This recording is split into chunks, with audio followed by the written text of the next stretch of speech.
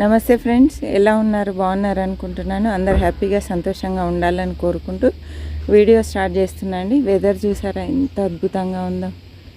Evening టైంలో మన మిద్దె తోట నుండి ఇలా ఆగుపడుతుందండి సాయంకాలం. అసలు పైకి వచ్చినామంటే కిందికి వెళ్ళాలంటే నచ్చట్లేదు, అంత హాయిగా హ్యాపీగా ఉంది. ఈరోజైతే చాలా పెద్ద వర్షం పడిందండి. మధ్యాహ్నం అంతా ఈవినింగ్ వరకు చాలా కురుస్తూనే ఉంది. మధ్యాహ్నం నుండి మన తోట ఇలా ఉంది ఇప్పుడైతే ప్రస్తుతానికి. చూడండి, వర్షం పడి డ్రమ్స్ పైన అంత వాటర్ నిలిచిందండి. మన క్లౌ బీన్స్ అయితే ఇలా చక్కగా ఎదుగుతూ ఉంది. చూసారా ఎంత బాగా వస్తుందో. హెల్దీగా కూడా ఉందండి. చూడండి, చాలా హెల్దీగా ఉంది మొక్క. అదేంటో అర్థం కాదండి, వర్షం పడిందంటే రెయిన్ లిల్లీస్కి ఎక్కడ లేని ఉత్సాహంతో పూలు వచ్చేస్తాయండి. నిజంగా నాకైతే వండర్ అనిపిస్తుంది. ఎండాకాలం అంతా అసలు ఒక్క పువ్వు ఉండదు, వర్షం పడిందంటే ఇమ్మీడియట్ ఫ్లవర్స్ వచ్చేస్తాయి. చూసారా ఎంత అందంగా ఉన్నాయో. అసలు వీటిని చూస్తూ ఉంటే అలాగే చూస్తూ ఉండిపోవాలనిపిస్తుంది, అంత బాగా అనిపిస్తుందండి. మొక్కలన్నీ గ్రీన్గా మంచిగా తయారయ్యాయి.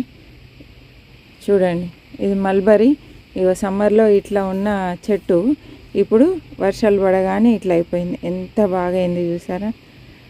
వీటిని చూస్తుంటే నాకే ఎంతో సంతోషంగా అనిపిస్తుందండి. ఇంకా పుష్కలమైన కాయలు స్టార్ట్ అవుతాయి, ఆల్రెడీ స్టార్ట్ అయినాయి. చూడండి, ఇది ఆల్రెడీ స్టార్ట్ అయిపోయినాయండి. అసలు మిద్దె తోట అంటే ఆ సంతోషమే వేరండి. మిద్దె తోటలో మనము చెట్లలో తిరుగుతూ ఈ మొక్కలను చూస్తూ ఈ పూత కాయలు చూస్తూ ఉంటే ఆనందమే వేరండి. గోర్చిక్కుడు కూడా స్టార్ట్ అయిపోయింది చూసారా. సమ్మర్ అంతా అసలు కాయలు సరిగా రాలేదు. సమ్మర్ స్టార్టింగ్లో వచ్చింది కానీ మంచి ఎండల్లో మాత్రం కాయలు రాలేదు. ఇప్పుడైతే కాయలు స్టార్ట్ అయిపోయాయి. చూడండి,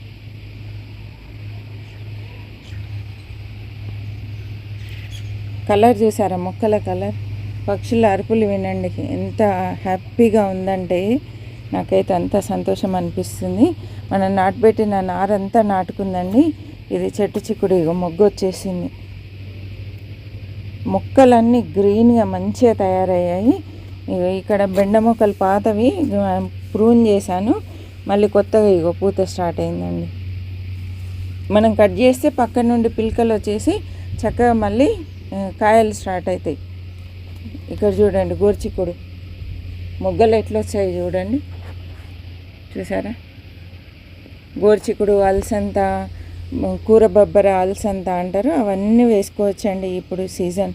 చక్కగా వర్షాకాలంలో అన్ని రకాల పాదులు, చిక్కుళ్ళు అన్నీ వేసుకోవచ్చు. ఇక చూడండి, చెట్టు చిక్కుడు పూత స్టార్ట్ అయింది.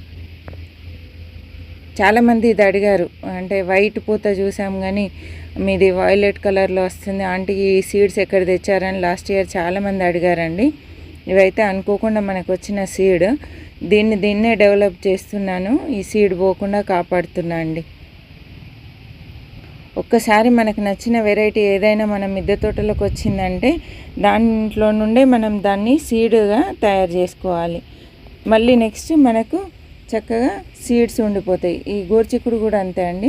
నేను మనకు పాత మొక్కల నుండి ఈ సీడ్స్ కలెక్ట్ చేశాను. కొత్త అయితే మళ్ళీ నేను మార్కెట్ నుండి తేవట్లేదు. ఒక చెట్టుకు ఒక 4-5 కాయలు వదిలేసుకున్నామంటే చక్కగా మళ్ళీ మనం నెక్స్ట్ నాటుకోవడానికి పని చేస్తాయండి. అలా మన దగ్గర వచ్చినాయంటే మన సీడ్స్ మనమే తయారు చేసుకుంటే బెటర్ అని నా ఉద్దేశం. అలా తయారు చేసుకోవాలి. కొన్నిసార్లు మనము సీడ్ కుంచినా కూడా అవి సరిగా జర్మినేట్ కాకుండా ఉంటాయి. కాబట్టి ఏంటంటే చెట్టు మీదనే ముదిరే వరకు సీడ్స్ ఎండే వరకు ఉంచుకోవాలండి. సీడ్స్కి ఏదైతే కాయలు ఉంచుతామో అవి చక్కగా చెట్టు మీదనే పండి ఎండిపోయే వరకు ఉంచినట్లయితే చక్కగా మొలకెత్తుతాయి. బెండ కానీ ఇలా గోర్చిక్కుడు కానీ అలసంతలు కానీ అలా చేసుకోవాలి. వంకాయలు అయితే ఎల్లో కలర్లో పండిన తర్వాత మనం వాటిని కట్ చేసి చక్కగా ఓపెన్ చేసి నీళ్ళల్లో కడిగి ఆ సీడ్స్ అన్నీ తీసి ఆరబెట్టేసుకోవాలండి. బూడిద ఉంటే మంచి ప్రిజర్వేటివ్ అండి బూడిద. బూడిద ఉంటే బూడిదలో సీడ్స్ మనము కలిపి ఆరబెట్టుకున్నామంటే చక్కగా మొలకెత్తుతాయి. అసలు ఇక మొలకెత్తవు అనే సమస్య లేదు బూడిదలో కలిపి ఉంచామంటే. తర్వాత మనం చెట్టుకు వచ్చే ప్రతిదీ ఫస్ట్ వచ్చే కాయల్ని మనం సీడ్కి వదిలేసుకోవాలి. ఎందుకు ఫస్ట్ వచ్చేది ఉంచాలి అంటే సీడ్ బలంగా ఉంటేనే మనకు వచ్చే మొక్కలు బలంగా వస్తాయండి. చెట్టుకు మొదట వచ్చే కాయలు చాలా బలంగా హెల్తీగా వస్తాయి. అప్పుడు మనకు స్టార్టింగ్లో 1-2 కాయలే వస్తాయి, అవి చాలా హెల్తీగా ఉంటాయి. కాబట్టి మనం స్టార్టింగ్ కాయలు మనం విత్తనానికి ఉంచామంటే మనకు ఖాత కూడా అదే విధంగా బలంగా మంచిగా మొక్కలు ఎదుగుతాయి, ఖాత కూడా బలంగా వస్తుందండి. ఇంకొకటి మనకు లేటుగా మొలకెత్తడము, లేటుగా ఎదగడము ఇలాంటి సమస్యలు కూడా లేకుండా ఉంటుంది. కాబట్టి చెట్టుకు మొదట వచ్చిన కాయనే మనం సీడ్కి వదిలేయాలి. ఆ చెట్టుకు వచ్చిన కాయలన్నీ వదిలేద్దండి, ఒక్క కాయ వదిలేసుకోవాలి. మనం ఒకవేళ మనం సీడ్కు ఆ కాయలు వదిలేసినామంటే మళ్ళీ మనకు ఆ చెట్టు నుండి ఖాత రాదు. ఎక్కువ కాయలు వదలొద్దు, 1-2 వదిలేసుకొని మిగతాయి ఎప్పటికప్పుడు మనం కట్ చేసుకుంటూ ఉండాలి. అలా కట్ చేస్తేనే మళ్ళీ మనకు కొత్త ఖాత వస్తుందండి. లేకపోతే ఖాత ఆగిపోతుంది, గ్రోత్ ఉండదు, కాయలు రాకుండా అక్కడికి ఆ గ్రోత్ అనేది ఆగిపోతుందండి. కాబట్టి మనం ఆ చెట్టుకు 1-2 నుంచి మిగతా వెంట కట్ చేసుకోవాలి. ఎంత త్వరగా మనం కట్ చేస్తే అంత ఎక్కువ ఫ్రూటింగ్ అనేది మనకు వస్తూ ఉంటుంది. గార్డెనింగ్కి సంబంధించిన చాలా విషయాలు నాకు తెలిసినవి అయితే మన ఛానల్లో ఉన్నాయి. మీకు ఏ డౌట్స్ ఉన్నా కూడా ఒకసారి ప్రీవియస్ వీడియోస్ చూడండి. అదేవిధంగా వంటలు ఇంట్రెస్ట్ ఉంటే మాత్రం వంటల ఛానల్ కూడా ఉంది, హౌస్ వైఫ్ కిచెన్ క్రియేటివ్స్ అండి. అది కూడా మీరు హెల్దీ రెసిపీస్, ఈజీ రెసిపీస్ అందులో పెట్టడం జరిగింది. మనకు డిస్క్రిప్షన్లో లింక్ ఉంటుంది, కావాలంటే ఇంట్రెస్ట్ ఉన్న వాళ్ళు అది కూడా ఒకసారి ఫాలో అవ్వండి. చూసారు కదా, పాత వంకాయ మొక్కలు కూడా ఇలా హెల్దీగా తయారై పూత స్టార్ట్ అయిందండి. ఇంకా చాలా మొక్కలు నాటుకున్నాను, అవన్నీ హెల్దీగానే ఉన్నాయి. కొత్తగా ఇంకా నాటాల్సినవి ఉన్నాయి. అయితే ఇవి కొంచెం పెరిగిన తర్వాత మళ్ళీ నాటుదామని ఆగాను.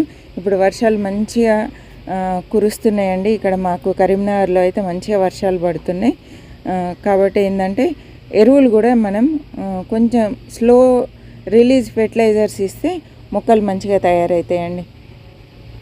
అంటే మేకెరువు కానీ, మేకెరువులు తర్వాత పశువుల ఎరువు ఇప్పుడు చక్కగా ఇచ్చుకోవచ్చండి. ఇప్పుడు ఇవ్వడం వల్ల మనకు వర్షం పడగానే మొత్తము వాటర్ అంతా డ్రైన్ అవుతుంది. కాబట్టి అది ఎరువు ఇస్తే నైట్రోజన్ కానీ మొక్కకు కావాల్సిన అన్ని రకాల పోషకాలు స్లోగా రిలీజ్ అవుతూ ఉంటుంది.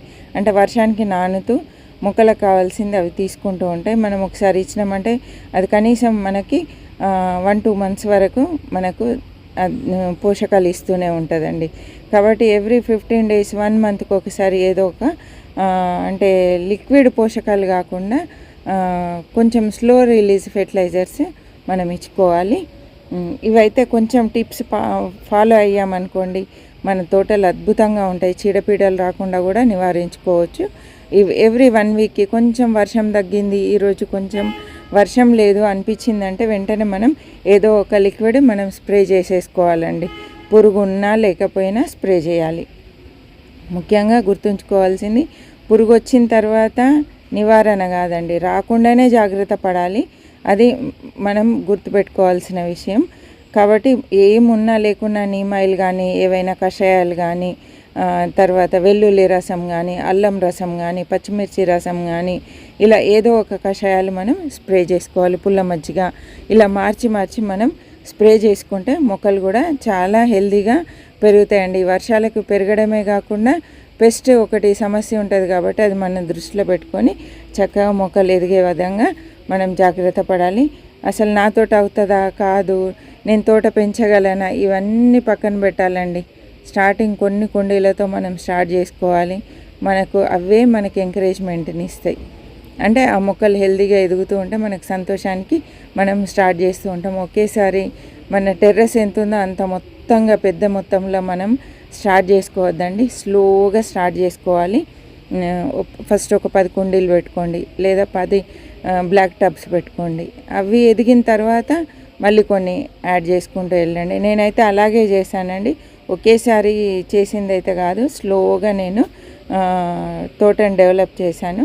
ఇందులో మీకు కావాల్సిన టిప్స్ చాలా అందాయి అనుకుంటున్నాను. ఇంకేమైనా డౌట్స్ ఉంటే కామెంట్ రూపంలో తెలియజేయండి. ఓకే అండి, వీడియో నచ్చింది అనుకుంటున్నాను. నచ్చినట్లయితే తప్పకుండా లైక్ చేయండి, షేర్ చేయండి, కామెంట్ చేయండి. సబ్స్క్రైబ్ చేసి పక్కనే ఉన్న బెల్ ఐకాన్ ప్రెస్ చేసి అందులో ఆల్ అనే ఆప్షన్ సెలెక్ట్ చేయండి. అప్పుడు నేను పెట్టే ప్రతి వీడియో మీకు నోటిఫికేషన్ రూపంలో రావడం జరుగుతుందండి. తప్పకుండా నా ఛానల్ ఫాలో అవ్వండి. గార్డెన్ చేస్తున్న ప్రతి ఒక్కరు ఎవరి ఛానల్ అయినా పర్లేదండి, గార్డెనింగ్ ఛానల్స్ చాలా ఉన్నాయి, చాలా టిప్స్ షేర్ చేస్తున్నారు. మీకు ఏది కన్వీనియంట్, ఏది ఈజీగా అనిపిస్తుందో ఆ ఛానల్ ఫాలో అవుతూ మనం అనేకమైన ఛానల్స్ చూస్తే ఏంటంటే ఒక దాంట్లో ఒక టిప్పు మనకు నచ్చుతూ ఉంటుంది. అలా మనం గార్డెన్ పెంచుకోవచ్చండి. నేను ఇచ్చే చిన్ని సలహా మీకు నచ్చితే తీసుకోండి, లేకపోతే పర్లేదండి, స్కిప్ చేయండి. ఓకే అండి, మరి ఒక మంచి వీడియోతో మళ్ళీ కలుద్దాం. చివరి వరకు చూసినందుకు థ్యాంక్ యూ సో మచ్ అండి.